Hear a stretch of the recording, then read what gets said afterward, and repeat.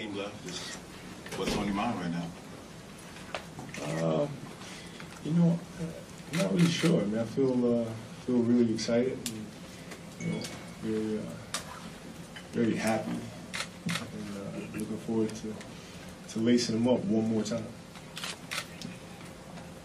Coach, I know you've seen a lot of things in your career, but have you seen a guy get a triple-double in the first half? Yeah. Yeah, I've never seen a guy get triple-double as many times as he has in a season.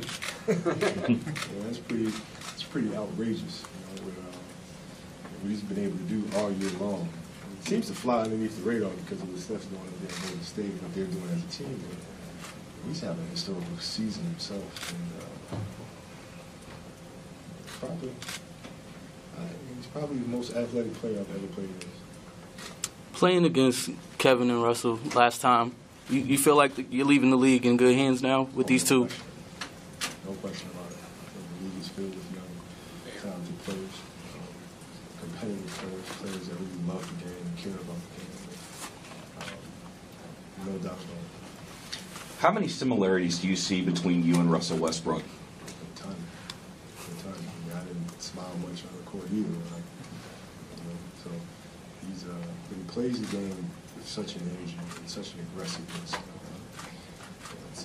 think it needs to be appreciated. He's not out there trying to be cute with the basketball. He's not out there trying to make friends. This guy's playing hard every time down. It takes a lot of energy to be able to do that. He just never seems to run out of it.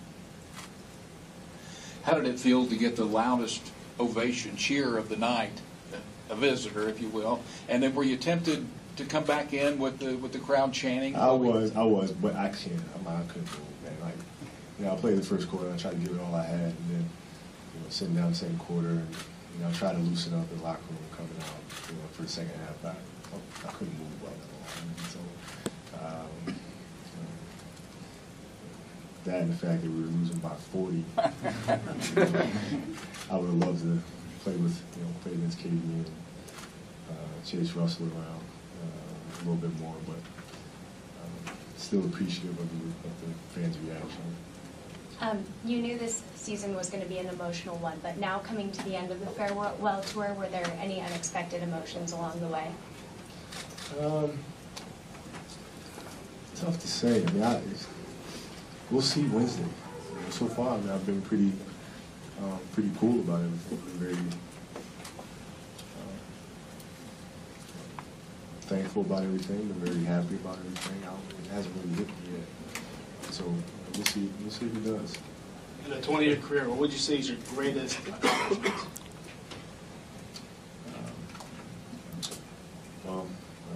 Coming back from the Achilles injury, and then fracturing my kneecap, and then coming back from down and then tearing my shoulder, and then here I am. Those are, it's tough to muster up the motivation to have to keep coming back from season-ending injuries. Man. It's very, very tough. You look back on it, what's your biggest regret? Biggest regret? I don't know. It's regret's a tough one.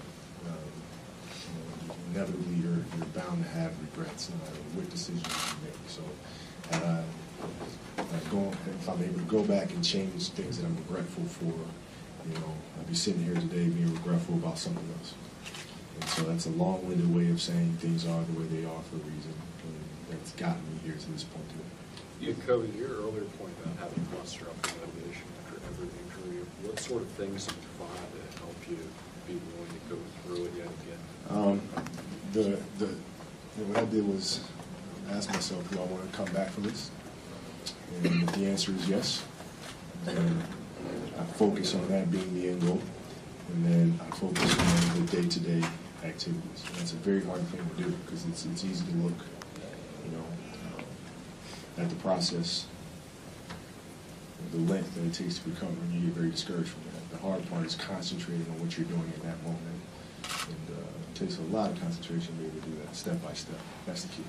Kobe, ¿hay algo dentro de ti que tiene ganas ya de que se acabe todo y descansar, ver, como decimos en España, el toro desde la barrera sin ningún problema?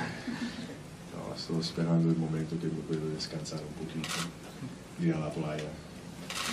Te quería preguntar también, ¿cuántas veces has intentado convencer a Russell Westbrook para que venga a jugar a Los Ángeles Lakers? Esa pregunta no lo puedo responder. You can answer that one in English too. No hablo inglés. Pero hubiera sido un muy buen candidato, un buen jugador para pasarle la antorcha del equipo. ¿No te da un poco de pena o no sé cómo sientes el no poder pasarle la antorcha a un buen jugador? I don't speak Spanish. Kobe, you've got a ton of gifts from almost every stock this season. I think they gave you one today with a book with handwritten notes. Have you able to read that? Any of the notes yet? No, I haven't had a chance to yet. I'm looking forward to it. What did you just kind of think of that gift? It was extremely thoughtful. It takes time for players to be able to sit down and be able to do that. I think the biggest thing is to have memories. That's especially very personal things, like stories that I might have forgotten from a particular matchup, but they remember and they write in something that you can kind of go back to and remember those times on a very personal level. It's cool. Kobe, you've been talking about how you've always been into meditation and something you do very regularly. These days, when you meditate, where does your mind drift? And what has been on your mind recently as you approach this final game? Same thing, storytelling, always. Structure, right? Organizing, things of that sort. Is it mainly all basketball related, or is it something beyond that at this point? No, it's not just basketball related. I think it's sports related, sure. But I think I spend most of my time thinking of the connectivity that sports has to everything that surrounds us. So I think sports has a very deeper connection to human nature. And just looking for those common denominators and similarities, and then how to communicate those in a very clear way, so that kids and the public are inspired by it at large. Kevin Durant tonight, he passed the streak you actually had in 2006, I believe, of 64 straight 20-plus point games. Since you're one of the only guys who do it, just how tough is that? And what does that say about it? Honestly, man, I don't even remember doing it. It's like so long ago, but he's such a fantastic player, man. He has no flaws in his game. When he first came in the league, he eliminated the weaknesses that he had. Being able to pull up going right, being able to pull up going left. He's eliminated all of that stuff. There's literally nothing he can do, nothing he can't do offensively. So I don't see that streak stopping things out there. Story came out today with Players Tribune about J.R. Ryder and you guys in practice going up against each other, one-on-one. Looks like you remember what I'm talking about. What do you remember about that time? And in that story, you smoked him. Who beat you in one-on-one if it ever happened in practice? No, I'm not trying to be. That's what I do. You know what I mean? So if there's going to be a player that beat me, retired on that last shot in Utah, and they did. About it. The story goes with that players were just lining up, putting chairs out, bringing the popcorn, just ready for those one-ones. It was bad. It was bad. Can you He tried me. He tried me. It didn't work out too well. It was bad.